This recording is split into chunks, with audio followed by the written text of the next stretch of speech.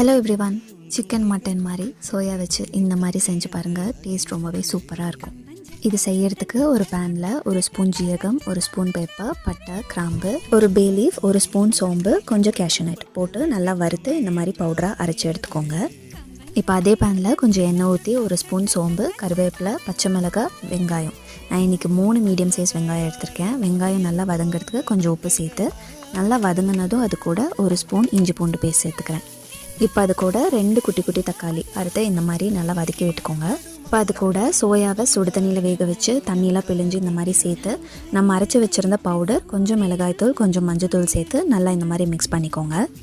தேவையான அளவு தண்ணி ஊற்றி சேர்த்து மூடி போட்டு எடுத்திங்கன்னா நம்மளை டேஸ்டியான சிக்கன் மட்டனே தூத்து போகிற அளவுக்கு சோயாவோட டேஸ்ட் சூப்பராக இருக்கும். சப்பாத்தி, சாப்பாடு எல்லாத்துக்கூடயும் வச்சு சாப்பிட்டா டேஸ்ட் சூப்பராக இருக்கும். இந்த மாதிரி வீடியோஸை பார்க்க மறக்காமல் சேனலை சப்ஸ்கிரைப் பண்ணிக்கோங்க. தேங்க்யூ. கீப் வாட்சிங்.